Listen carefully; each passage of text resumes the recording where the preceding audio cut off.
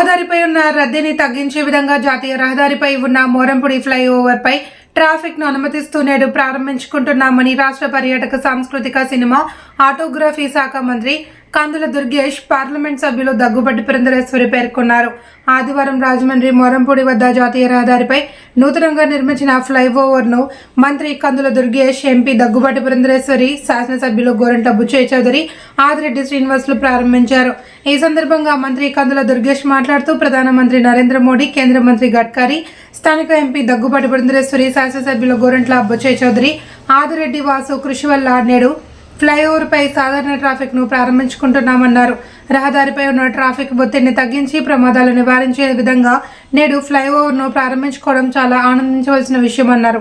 ఎక్కడైతే నిత్య రద్దీ వలన ప్రజల ప్రాణాలకు విఘాతం ఏర్పడుతుందో ఆయా ప్రదేశాల్లో ఫ్లైఓవర్ నిర్మించుకోవడం, రద్దీని నివారించి వారి ప్రాణాలను కాపాడే విధంగా చర్యలు తీసుకుంటామని తెలిపారు. ఇటువంటి ఫ్లైఓవర్లను ఏర్పాటు చేయవలసిన బాధ్యత కేంద్ర రాష్ట్ర ప్రభుత్వాలపై ఉందని, ఆ మేరకు చర్యలు తీసుకోవడం జరుగుతుందని మంత్రి పేర్కొన్నారు.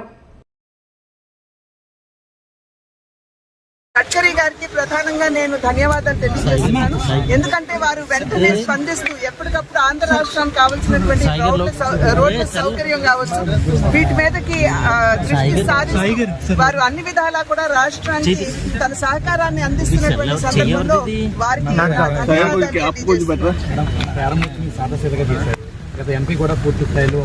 కాదండి, ఇది సాదా సీదా అని కాదు. సర్వీస్ రోడ్స్ కావాలి. సర్వీస్ రోడ్స్ అవ్వాలి అని అంటే ఈ ట్రాఫిక్ డైవర్షన్ అనేది కావాలి. కనుక వెంటనే ఇక్కడ బ్రిడ్జ్ మీదుగా ట్రాఫిక్ డైవర్ట్ చేస్తూ సర్వీస్ రోడ్స్ చేసుకుంటాం. ఆ సర్వీస్ రోడ్స్ కూడా అయిపోయిన తర్వాత పెద్ద స్థాయిలో ఖచ్చితంగా గడ్కరీ గారు వచ్చి దీన్ని ఇనాగ్రేట్ చేస్తారు. ఫ్లైఓవర్ అనేది రాజమండ్రికి చాలా మీరే ఇంకా రాజమండ్రి మాత్రమే కాకుండా రాజమండ్రి పరిసర ప్రాంతాలు అందరూ చిరకాల మంచి ఇక్కడ మోరంపూడి దగ్గర ఒక ఫ్లైఓవర్ కారణం ఏంటంటే మనం ప్రత్యక్ష దానికి ఏ రకమైనటువంటి ఇబ్బంది లేకుండా కేంద్ర ప్రభుత్వం ముఖ్యంగా నరేంద్ర మోడీ గారి నాయకత్వంలో గడ్కరీ గారు, అదేవిధంగా మన లోకల్ ఎంపీ గారు శ్రీమతి పురంధేశ్వరి గారు, వీరందరి కృషి వల్ల, అదేవిధంగా స్థానిక నాయకులు బుచ్చయ్య చౌదరి గారు, మన మిత్రులు ఆదిరెడ్డి వాసు గారు అందరం కలిసి వాళ్ళు దీన్ని ప్రారంభించుకుంటున్నామంటే ఇది రహదారి మీద ఉండేటువంటి ఒత్తిడిని తగ్గించే విధంగా, ప్రమాదాలను నివారించే విధంగా ఈ కార్యక్రమాన్ని మనం ఏర్పాటు చేసుకోగలుగుతున్నాం. ఇది చాలా ఆనందకరమైన విషయం. ఇదే విధంగా ఇంకెక్కడైతే ఎక్కువ ప్రమాదాలకి ఎక్కువగా నోచి ఉండేటువంటి పరిస్థితులు ఉన్నాయో అక్కడ కూడా ఇలాంటి ఫ్లైఓవర్లు వేసి తద్వారా మనం ప్రజల మాన ప్రాణ రక్షణ అన్నీ కల్పించే విధంగా మనం చూడాల్సిన బాధ్యత.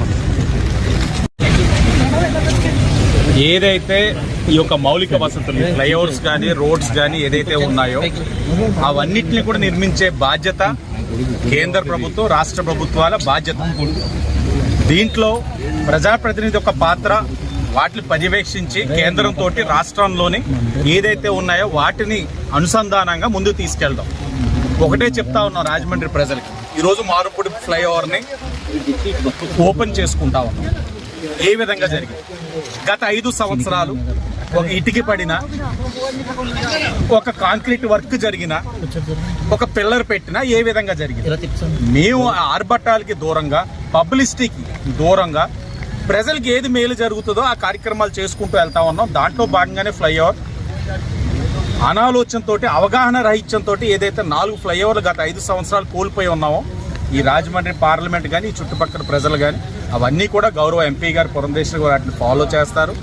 ఈ సందర్భంగా రాజమండ్రి ప్రజలుగా మేము ప్రధానమంత్రి నరేంద్ర మోడీ గారికి, అలాగే ఈ శాఖకు సంబంధించిన మంత్రి నితిన్ గడ్కరీ గారికి, గౌరవ పార్లమెంట్ సభ్యురాలు పురంధేశ్వరి గారికి, అలాగే భవిష్యత్తులో ఇవన్నీ కూడా అవడానికి సహకరించవలసిందిగా గౌరవ ముఖ్యమంత్రి నారా చంద్రబాబు నాయుడు గారికి, ఉప ముఖ్యమంత్రి పవన్ కళ్యాణ్ గారికి వేడుకుంటా ఉన్నాం. వాళ్ళందరూ కూడా చేస్తారని కూడా ఆశిస్తా ఉన్నాం. గతంలోనే మురళీమోహన్ గారు ఎంపీగా ఉన్నప్పుడే 14-19 మధ్యన ప్రాజెక్టు మొత్తం కూడా రామిగడ్ దగ్గర నుంచి దివాన్ చెరువు దగ్గర 5 బిడ్జులు శాంక్షన్ అయినాయి.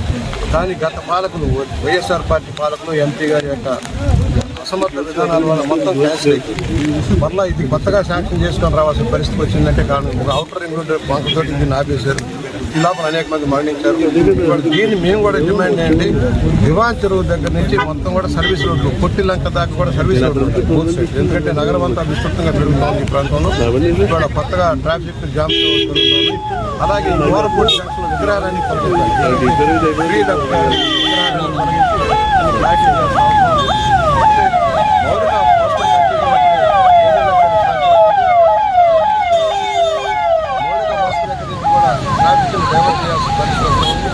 అలాగే కొత్తగా రాబోయే రోజుల్లో మరో రైల్వే బ్రిడ్జితో పాటు మరో రోడ్డు బ్రిడ్జ్ కూడా అవసరమయ్యే పరిస్థితి వస్తుంది. దాని మీద కూడా విచారణ చేయాలని మేము కోరుతాం.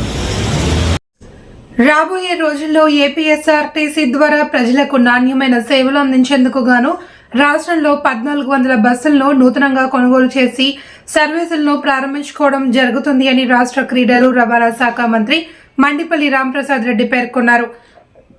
ఆదివారం స్థానిక ఆర్టీసీ బస్ కాంప్లెక్స్ ఆవరణలో ఉమ్మడి తూర్పు పశ్చిమ గోదావరి జిల్లాలకు సంబంధించి మంత్రి మండిపల్లి రాంప్రసాద్ రెడ్డి, శాసనసభ్యులు ఆదిరెడ్డి వాసు, గోరంట్ల బుచ్చయ్య చౌదరి, నల్లమిల్లి రామకృష్ణారెడ్డి, బత్తుల బలరామకృష్ణలతో కలిసి నూతన సర్వీసుల బస్సులను ప్రారంభించారు.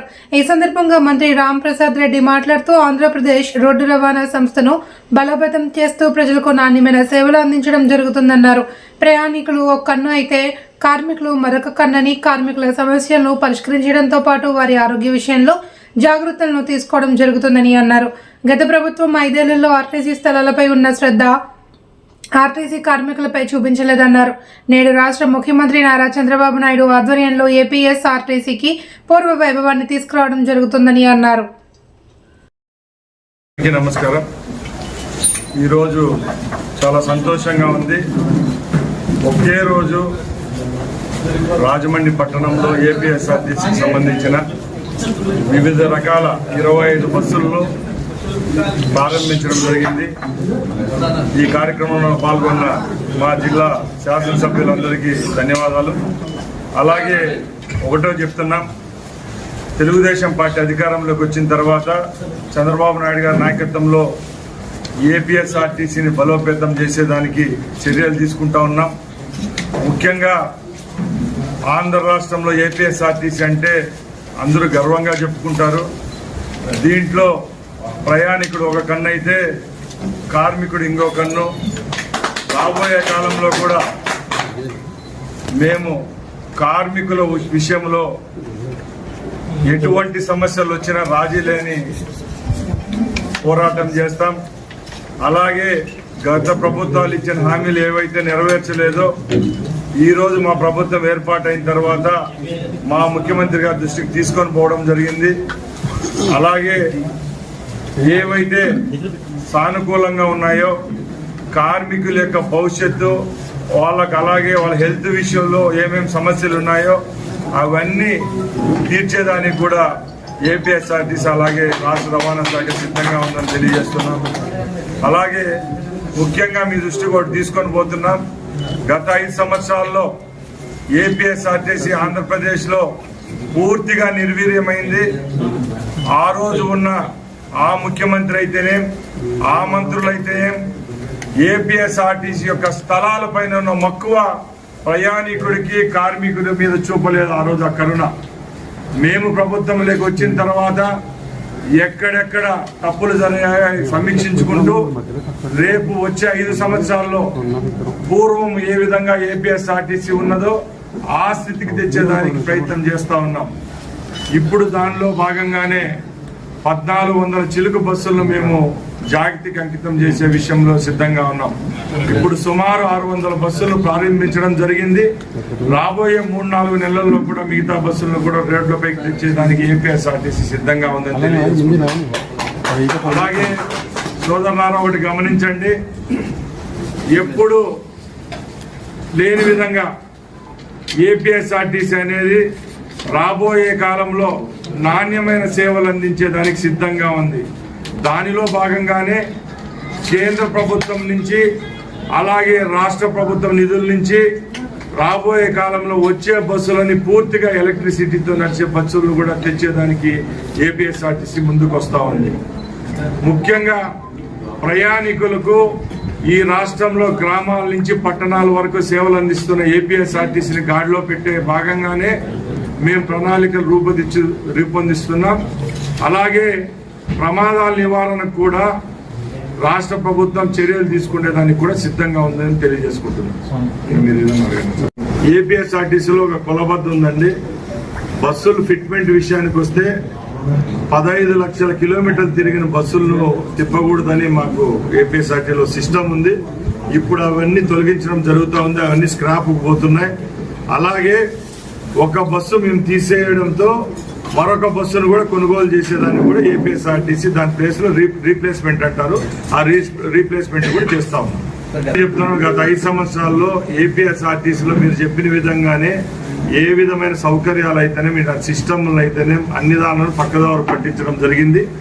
ఆ రోజు ముందే నేను చెప్పిన విధంగా ఏపీఎస్ఆర్టీసీ భూములు ఎక్కడెక్కడ ఉన్నాయి, ఎవరైతే వాళ్ళ అనుకూలమైన వాళ్ళు ఉన్నారో, రాజకీయ పక్షపాతులు ఎవరైతే వాళ్ళకు ఉన్నారో ఆ భూములు కట్టబెట్టే విషయంలో ఉన్న మక్కువ, బస్సులు ప్రమాదాల విషయంలో ఆ ప్రభుత్వాలు పట్టించుకోలేదు. ఇవి రాబోయే కాలంలో జరగవు. అలాగే ఆ రోజు జగన్మోహన్ రెడ్డి గారు 2019లో ఏదో హామీ ఇచ్చాడు, ఏమని, ఏపీఎస్ఆర్టీసీని ప్రభుత్వంలో విలీనం చేస్తామని చెప్పినాడు.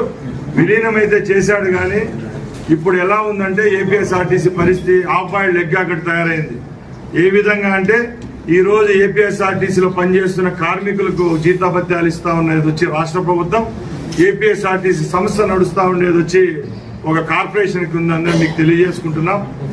ఇంకొకటి, తప్పకుండా ప్రయాణికునికి కార్మికునికి ఏ విధంగా మేలు జరుగుతుందో ఆ విధమైన చర్యలు తీసుకుంటామే తప్పక ఏ విధమైన రాజకీయ కక్ష కార్పణ్యాలు అయితే ఈ సంస్థలు రాబోయే కాలంలో ఉండవు. మీరందరూ చూస్తున్నారు, గత 8 కొన్ని ప్రాంతాల్లో ఎప్పుడూ లేని విధంగా వర్షాలు పడుతున్నాయి. ఇవి యొక్క మానవుని యొక్క తప్పిదాలు కాదు. ఇలాంటి కార్యక్రమాల్లో ప్రతిపక్షాలు చెయ్యూతి వల్ల కానీ ప్రెస్ స్టేట్మెంట్లు ఇచ్చి రెచ్చగొట్టే విధంగా, అలాగే అవాకులు చవాకులు పేడడం మంచిది కాదు.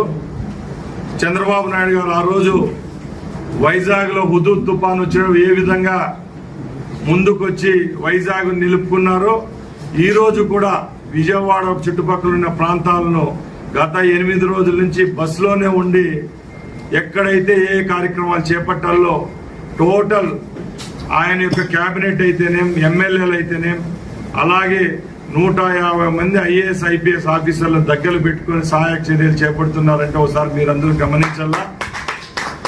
ఇలాంటి ప్రకృతి వైపరీత్యాలను కూడా జయించే శక్తి మా నాయకుడికి ఉందని మేము గర్వంగా మీ ముందర చెప్తున్నాం. దేశ స్థాయి క్రీడా పోటీల్లో భాగంగా రాజమహేంద్రవరంలో 78వ south zone inter state badminton championship క్రీడల్లో పాల్గొంటున్న క్రీడాకారులు అందరికీ అభినందనలు తెలియజేస్తున్నానని కేంద్ర విమానయాన శాఖ మంత్రి కింజరాపు రామ్మోహన్ నాయుడు పేర్కొన్నారు. ఆదివారం స్థానిక నారాయణపురంలోని సిటీ బ్యాడ్మింటన్ కోర్టులో జిల్లా బ్యాడ్మింటన్ అసోసియేషన్ ఆధ్వర్యంలో సెప్టెంబర్ 8వ తేదీ నుండి 11వ తేదీ వరకు నిర్వహించనున్న 78వ south zone inter state badminton championship కార్యక్రమానికి ముఖ్య అతిథిగా కేంద్ర మంత్రి కింజరాపు రామ్మోహన్ నాయుడు, రాష్ట్ర మంత్రులు, స్థానిక ప్రజాప్రతినిధులు తదితరులు పాల్గొని ప్రారంభించారు. ఈ కార్యక్రమంలో రాష్ట్ర క్రీడా శాఖ మంత్రి రామ్ ప్రసాద్ రెడ్డి, పర్యాటక శాఖ సినిమాటోగ్రఫీ శాఖ మంత్రి కందుల దుర్గేష్, ఎంపీ దగ్గుబాటి పురంధరేశ్వరి, సిటీ శాసనసభ్యులు ఆదిరెడ్డి శ్రీనివాస్ పాల్గొన్నారు. ఈ సందర్భంగా కేంద్ర విమానయాన శాఖ మంత్రి కింజరాపు రామ్మోహన్ నాయుడు మాట్లాడుతూ బ్యాడ్మింటన్ క్రీడాకారుల ప్రతిభా నైపుణ్యాలను ప్రదర్శించేందుకు గాను 5 రాష్ట్రాల నుండి వచ్చిన క్రీడాకారులకు రాజమహేంద్రవరం వేదిక కావడం ఎంతో సంతోషంగా ఉందన్నారు. క్రీడాకారులు రాష్ట్ర, జాతీయ, అంతర్జాతీయ స్థాయిల్లో పాల్గొనేందుకు ఇటువంటి పోటీలు దోహదపడతాయన్నారు. రాష్ట్ర ముఖ్యమంత్రి నారా చంద్రబాబు నాయుడు క్రీడలను ప్రోత్సహించేందుకు ఎంతో కృషి చేస్తున్నారని అన్నారు. బ్యాడ్మింటన్ ప్లేయర్స్ అందరూ కూడా విచ్చేసి ఈ రోజు ఈ స్థాయిలో ఈ కార్యక్రమం జరిపించుకుంటున్నారనంటే ఇది కేవలం రాజమహేంద్రవరంకే గొప్పతనం కాదు, మన ఆంధ్రప్రదేశ్ రాష్ట్రం అంతటికీ కూడా గర్వించదగ్గ విషయంగా ఈ సందర్భంగా తెలియజేసుకుంటున్నాను. గత 5 సంవత్సరాలుగా రాష్ట్రం బోసిపోయింది. ఎక్కడ ఎటువంటి కార్యక్రమాలు కూడా జరగకుండా అన్ని రంగాల్లో వెనుకబడినటువంటి తరుణంలో ఆంధ్రప్రదేశ్ రాష్ట్రం మళ్లీ భారతదేశం మ్యాప్ ను ముందంజలో నడిపించడానికి ఈ రోజు ఈ ఛాంపియన్షిప్స్ ఒక కొత్త గుర్తింపు మన రాష్ట్రానికి ఇవ్వబోతుందని కూడా తెలియజేసుకుంటున్నాను. ఈ యొక్క స్థాయిలో 5 రాష్ట్రాల నుంచి అలాగే యూనియన్ టెరిటరీ నుంచి ఒక పెద్ద దేశ స్థాయిలో ఉన్నటువంటి కార్యక్రమం ఇక్కడ జరిపించాలనంటే అది చిన్న విషయం కాదు. కానీ దానికి పట్టుబట్టి ఇక్కడ ఎట్టి పరిస్థితుల్లో చేయాలని బ్యాడ్మింటన్ అసోసియేషన్ ఆంధ్రప్రదేశ్ అలాగే ఈస్ట్ గోదావరి బ్యాడ్మింటన్ అసోసియేషన్ కలిసికట్టుగా నిర్ణయం తీసుకొని ఈ స్థాయిలో ఈ యొక్క కార్యక్రమాన్ని ఆర్గనైజ్ చేసినందుకు వాళ్ళకి హృదయపూర్వకమైనటువంటి అభినందనలు కూడా తెలియజేసుకుంటున్నాను. చాలా కష్టమైనటువంటి పనిని సులభంగా చేసేటటువంటి స్థాయిలో రాజమహేంద్రవరం ఎన్నో కార్యక్రమాలకి వేదికగా నిలిచింది. చరిత్ర చూసుకుంటే రాష్ట్ర స్థాయి, జాతీయ స్థాయి, అంతర్జాతీయ స్థాయి కార్యక్రమాలు కూడా రాజమహేంద్రవరంలో గతంలో ఎన్నో కార్యక్రమాలు మనం చేసుకోగలిగాం. ఆ స్థాయిలో ఉన్నటువంటి నగరాన్ని మళ్ళీ ప్రపంచ స్థాయిలో ఒక బ్రహ్మాండమైనటువంటి నగరంగా ముందంజలో ఉంచాలనంటే ఇలాంటి కార్యక్రమాలు భవిష్యత్తులో కూడా మనం నిర్మించాల్సినటువంటి అవసరం ఉంది. దానికి ఈ కార్యక్రమం మనకు దోహదపడుతుందని కూడా తెలియజేసుకుంటున్నాను. అలాగే బ్యాడ్మింటన్ స్పోర్ట్కి వస్తే భారతదేశంలో second most popular sport. Cricket తర్వాత అత్యధికంగా మోజు చూపించేది ఆడేటటువంటి ఆట మన బ్యాడ్మింటన్. అలాంటి ఆటలో మన ఆంధ్రప్రదేశ్ రాష్ట్రం ఎన్నో కితాబులు, ఎన్నో మెడల్స్, ఎన్నో ఆనర్స్ మనం సంపాదించుకున్నాం. దానికి గతంలో కారణం చూసుకుంటే 2000 సంవత్సరంలో మరి చంద్రబాబు నాయుడు గారు ఆ రోజు పుల్లెల గోపీచంద్ గారిని గుర్తించి హైదరాబాద్ లో ఒక అకాడమీని నిర్మించాలని ఆ రోజు కొంత ఏరియాని డొనేట్ చేస్తే ఆ ఉన్నటువంటి అకాడమీ నుంచి దేశ స్థాయిలో, అంతర్జాతీయ స్థాయిలో ఎంతో మంది బ్యాడ్మింటన్ ప్లేయర్స్ ని క్రియేట్ చేసే అవకాశం మనకు కల్పించింది. అంటే ఒక 10 ఎకరాల స్థలం మనం ఇస్తే దేశానికి ఎంత గర్వకారణంగా ఉండేటటువంటి ప్లేయర్స్ మనం తయారు చేసుకోగలిగామో ఆ రోజు దూరదృష్టితో మన ముఖ్యమంత్రి వర్యులు చంద్రబాబు నాయుడు గారు గోపీచంద్ గారికి ఆ యొక్క అకాడమీని అప్పచెప్పడం జరిగింది. అదే స్థాయిలో మళ్ళీ రాష్ట్రం విడిపోయిన తర్వాత మళ్ళీ ఆంధ్రప్రదేశ్ రాష్ట్రం నుంచి బ్యాడ్మింటన్ ని మళ్ళీ ప్రమోట్ చేయాలని అమరావతిలో సుమారు 17 ఎకరాలు భూమి కూడా పుల్లెల గోపీచంద్ గారికి కేటాయించడం జరిగింది. కానీ లాస్ట్ 5 years లో ఈ యాక్టివిటీస్ అన్నిటికీ కూడా బ్రేక్ రావడం వల్ల ఎక్కడ మనం ప్రోగ్రెస్ మనం చూపించుకోలేకపోయాం. మళ్ళీ ఈ సందర్భంలో చాలా డిస్కషన్స్ జరిగాయి. ఆంధ్రప్రదేశ్ రాష్ట్రంలో స్పోర్ట్స్ కానీ బ్యాడ్మింటన్ కానీ ఎలా ఎంకరేజ్ చేయాలి, దేశ స్థాయిలో స్పోర్ట్స్ ని ఎలా ముందుకు నడిపించాలని.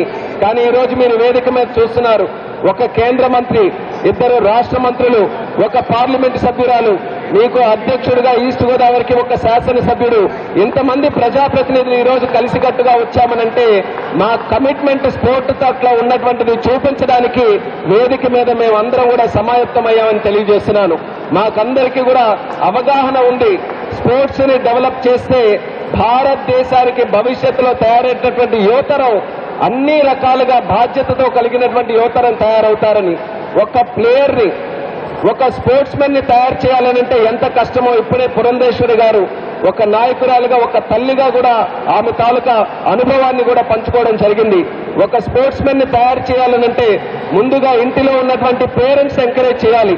పేరెంట్స్ చూసుకుంటే వాళ్ళకు ఉన్నటువంటి పేర్ ప్రెషర్ వల్ల చిన్నప్పటి నుంచి ఎవరు పిల్లాడుంటే మీరు ఇంజనీరింగ్ చదివిస్తారా, లేకపోతే డాక్టర్ని చేస్తారా, లేకపోతే ఐఏఎస్ ని చేస్తారా అని చిన్నప్పటి నుంచి అకాడమికల్లీ అంత ప్రెషర్ ఉన్నప్పటికీ వాళ్ళందరికీ కూడా ఆల్టర్నేటివ్ గా స్పోర్ట్ ఒక కెరియర్ గా ఎంచుకోవడానికి ఒక అవకాశం ఇవ్వాలనంటే చిన్నప్పుడే వాళ్ళ తల్లిదండ్రులు ఆ అవగాహనతో ఉండాలి. దాని తర్వాత ఖర్చు, స్పోర్ట్స్ ని కంటిన్యూగా మనం అందరం కూడా ఆడాలి అని అంటే దానికి కావాల్సినటువంటి ఎక్విప్మెంట్ కానీ, దానికి సంబంధించినటువంటి ఇతరత్ర కానీ అవన్నీ కూడా కొనాలనంటే ఖర్చుతో కూడినటువంటిది. మూడోది ఇన్ఫ్రాస్ట్రక్చర్ కావాలి. రాజమండ్రిలో కూడా ఎంత పెద్ద ఛాంపియన్షిప్ మనం నిర్వహిస్తున్నాం, ఇలాంటి బిల్డింగ్ లేకపోతే అసలు ఎక్కడ ఆడడానికి కూడా అవకాశం లేదు. కాబట్టి స్పోర్ట్స్ అని అంటే మనకి ఇన్ఫ్రాస్ట్రక్చర్ ఉండాలి, వీటితో పాటు కోచెస్ ఉండాలి, స్పోర్టింగ్ ఫెసిలిటీస్ ఉండాలి. ఎన్ని రకాలుగా కలిసి వస్తేనే ఒక స్పోర్ట్స్ మెన్ కంటిన్యూగా ఆడడానికి అవకాశం ఉంటుంది, పర్ఫామ్ చేయడానికి అవకాశం ఉంటుంది, రేపు ఒలింపిక్స్ లో మెడల్ గెలవడానికి అవకాశం ఉంటుంది. ఎందుకు చెప్తున్నానంటే మొన్న ప్యారిస్ లో కూడా ఒలింపిక్స్ జరిగినప్పుడు అందరం కూడా కాస్త బాధపడ్డాం. మనకంటే చిన్న చిన్న దేశాలు ఉన్నాయి, మనకంటే చిన్న చిన్న ప్రాంతాలు ఉన్నాయి, వాళ్ళకేమో బ్రహ్మాండంగా మెడల్స్ వస్తున్నాయి, మనకెందుకు రావట్లేదని ఎప్పుడు 4 సంవత్సరాలకు ఒలింపిక్స్ జరిగినా సరే మనం బాధపడుతూ ఉంటాం.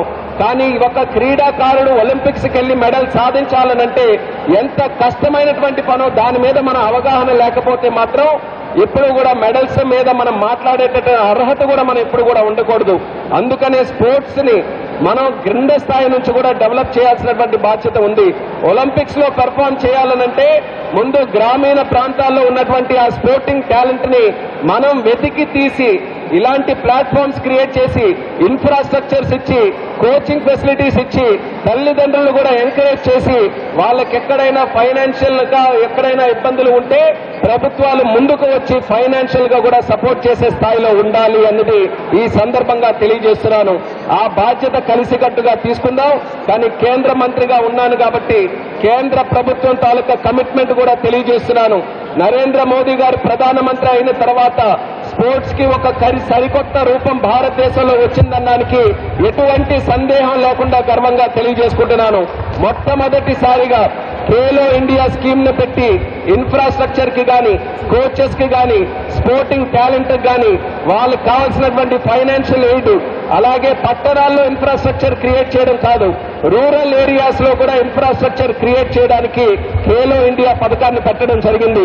ప్రతి సంవత్సరం స్పోర్ట్స్ తాలూకా బడ్జెట్ కేంద్రంది 3,000 కోట్ల రూపాయలైతే సుమారు 900 కోట్ల రూపాయలు ఖేలో ఇండియా స్కీమ్ కి పెట్టి గత 5 సంవత్సరాలుగా ప్రమోట్ చేస్తూ ముందుకు నడిపించడం జరుగుతుంది. కానీ దురదృష్టవశాత్తు గత 5 సంవత్సరాలు మన ఆంధ్రప్రదేశ్ రాష్ట్ర ప్రభుత్వం ఖేలో ఇండియా స్కీమ్ ని యూటిలైజ్ చేసుకోలేకపోయింది. కానీ ఇప్పటి నుంచి హామీ ఇస్తున్నాం, ఖేలో ఇండియా స్కీమ్ కేంద్రం నుంచి వస్తున్నటువంటి నిధుల్ని సంపూర్ణంగా వినియోగించుకొని ఈ రోజు చెప్పినటువంటి ప్రధానమైన సెంటర్లు విశాఖపట్నం, రాజమండ్రి, విజయవాడ, కడప, తిరుపతి వీటితో పాటు గ్రామీణ ప్రాంతాల్లో కూడా స్పోర్టింగ్ ఇన్ఫ్రాస్ట్రక్చర్ ని ఇంప్రూవ్ చేయడానికి సెంట్రల్ గవర్నమెంట్, స్టేట్ గవర్నమెంట్ అన్ని రకాలుగా కష్టపడి ఆంధ్రప్రదేశ్ రాష్ట్రాన్ని భారతదేశంలో ఉన్నతమైన స్థానంలో పెట్టడానికి సిద్ధంగా ఉన్నామని కమిట్మెంట్ ఈ సందర్భంగా తెలియజేస్తున్నాం. ఈరోజు చంద్రబాబు నాయుడు గారు గతంలో స్పోర్టింగ్ తాలూకా ఇన్ఫ్రాస్ట్రక్చర్ ని కూడా క్రియేట్ చేస్తూ స్పోర్ట్స్ ని ఇంకా ఎంకరేజ్ చేయాలనంటే నేషనల్ గేమ్స్ కూడా పెట్టాలని ఆ రోజుల్లో ఇన్వైట్ చేసి పెట్టారు. ఆఫ్రో ఏషియన్ గేమ్స్ ని పెట్టారు. అలాగే మళ్ళీ ఒక డ్రీమ్ తో ముందుకెళ్తున్నాం. 27లో కానీ 28లో ఆంధ్రప్రదేశ్ రాష్ట్రంలో మళ్ళీ నేషనల్ గేమ్స్ నిర్వహించాలని రాష్ట్ర ప్రభుత్వం కమిట్మెంట్ తో ముందుకెళ్తుంది.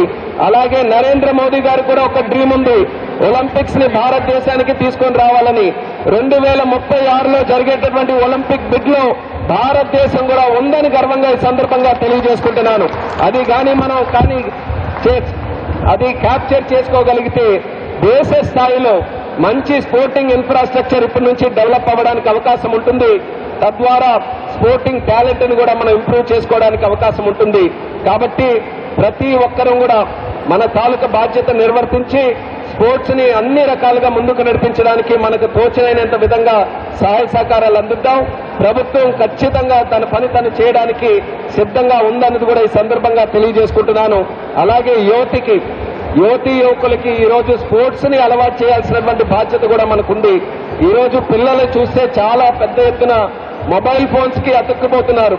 లేకపోతే ఖాళీగా ఉంటే ఇతరత్ర కార్యక్రమాలకి, మాదక ద్రవ్యాలకి కూడా ఈ రోజు అలవాటు పడేటటువంటి చెడు అలవాటు, ఈ రోజు చెడు సంస్కృతి కొన్ని రాష్ట్రాల్లో, మన ప్రాంతాల్లో కూడా కొన్ని దగ్గర మొదలయ్యాయి. ప్రధానమంత్రి గారు, ముఖ్యమంత్రి గారు అటువంటి మాదక ద్రవ్యాల మీద ఉక్కుపాదం మోపడానికి ఎన్నో కార్యక్రమాలు చేస్తున్నప్పటికీ మనం కూడా విజిలెంట్ గా ఉండాలి. మనం కూడా మన పిల్లల్ని స్పోర్ట్స్ పట్ల ఎంకరేజ్ చేయగలిగితే అటువంటి చెడు కార్యక్రమాలకి దూరంగా ఉండడానికి వాళ్లకు కూడా అవకాశం ఉంటుంది.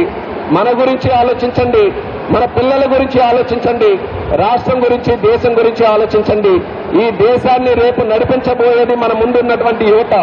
అటువంటి యువత ఫిజికల్ గా ఫిట్ గా ఉండాలి, మెంటల్ గా ఫిట్ గా ఉండాలి.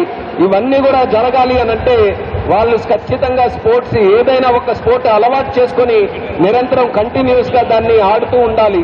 దానికి సొసైటీ ఎంకరేజ్ చేసే విధంగా స్పోర్ట్స్ ని మనం ముందుకు నడిపించాలని కూడా ఈ సందర్భంగా తెలియజేసుకుంటున్నాను.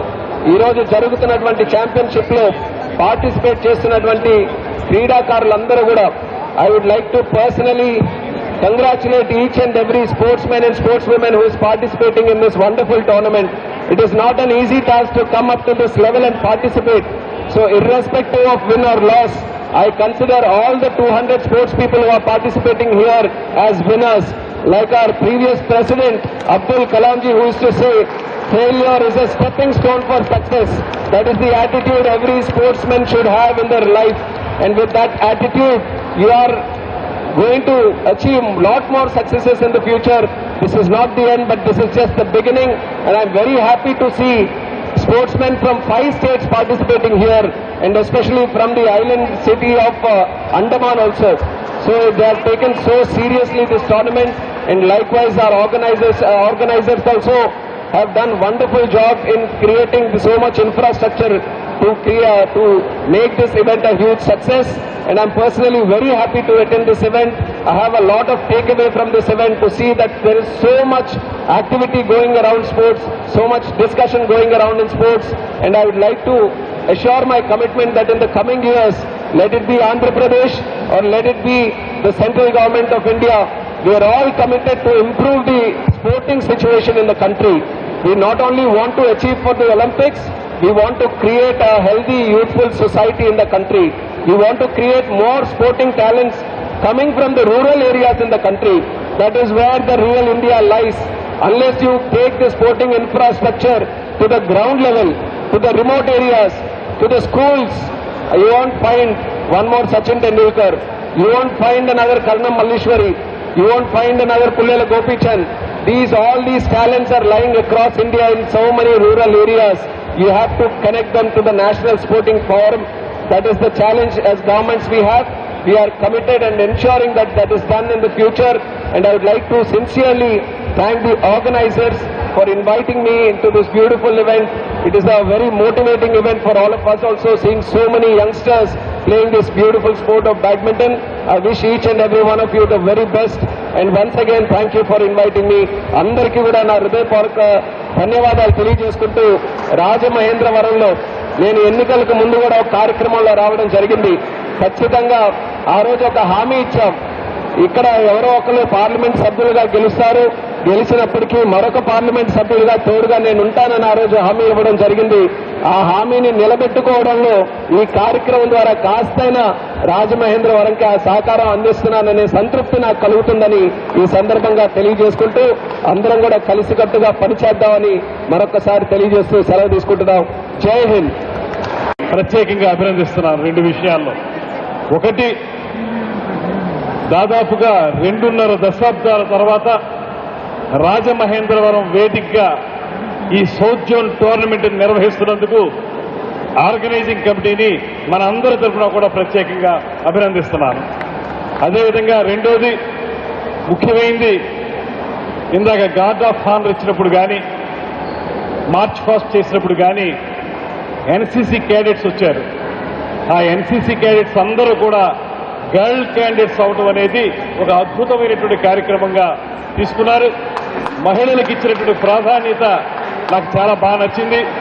సాధారణంగా ఎన్సీసీ క్యాండిడేట్స్ అనగానే అబ్బాయిల్ని ఎక్కువ పంపుతూ ఉంటారు, కానీ అందరూ అమ్మాయిలు చక్కగా చేసినటువంటి మార్చ్ ఫాస్ట్ కానీ వారు ఇచ్చినటువంటి గార్డ్ ఆఫ్ హానర్ కానీ మహిళా శక్తికి తర్పణం పట్టే విధంగా ఉంది.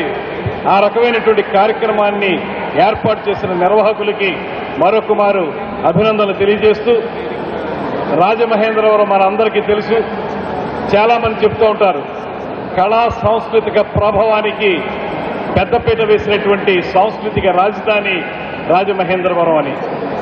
అది మనందరికీ తెలిసిందే, అందరూ ఒప్పుకునేదే.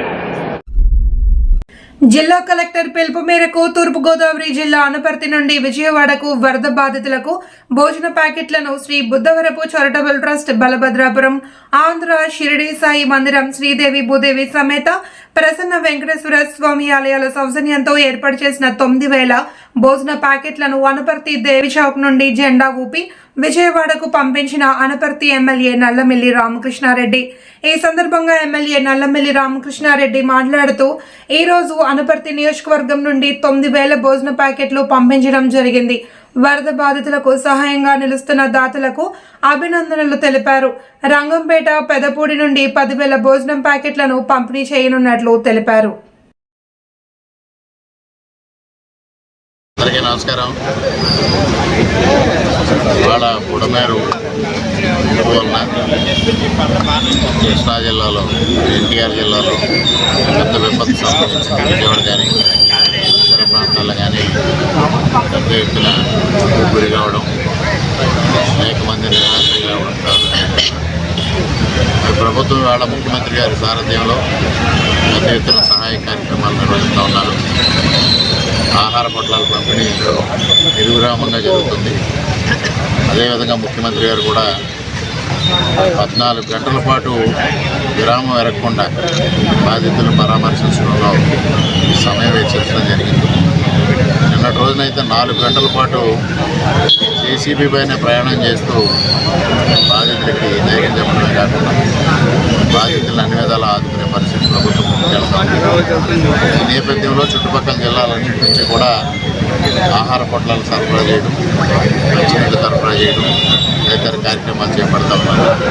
దానిలో భాగంగా ఇవాళ అనుమతి నియోజకవర్గం నుంచి కూడా కొంతమంది దాతలు ముందుకొచ్చి ఆహార పొట్లాలు పంపిణీ చేయాలని ముఖ్యంగా కొత్తవరపు చారిత్రక సుమారుగా 5,000 ప్యాకెట్లు, అదేవిధంగా బలభద్రపురంలో ఉన్న షిరిడి సాయిబాబా టెంపుల్ దేవస్థానం వారు 2,000 ప్యాకెట్లు, అదేవిధంగా బలభద్రపురంలో ఉన్న ప్రసన్న వెంకటేశ్వర స్వామి ఆలయ కమిటీ వారు 2,000 ప్యాకెట్లు, దాదాపుగా 9,000 ప్యాకెట్లు ఈరోజు అనుమతి నియోజకవర్గం నుంచి విజయవాడ బాధితులకి పంపించడం జరుగుతూ ఉంది. మరి అదేవిధంగా రేపు కూడా అదే కార్యక్రమం రంగంపేట మండలం నుంచి దాదాపుగా 5,000, పెదపూడి మండలం నుంచి 5,000 ప్యాకెట్లు బాధితులకు పంపించడానికి దాతలు సిద్ధంగా ఉన్నారు. ఈ విధంగా ప్రతిరోజు కూడా ఇక్కడ నుంచి ఆహార పొట్లాలు పంపిణీ చేసి బాధితులను ఆదుకోవాలి, అలాంటి ఆపనరసలు అందించాలని దాతలు ముందుకు వస్తూ ఉన్నారు. వారిని మనస్ఫూర్తిగా అభినందిస్తూ మరి ఆహారం దానిపైన అంత పంపించడం జరుగుతుంది. కలెక్టర్ గారి ఆధ్వర్యంలో విజయవాడకు తరలించడం జరుగుతుంది. వారందరికీ కృతజ్ఞతలు తెలియజేసుకుంటారు.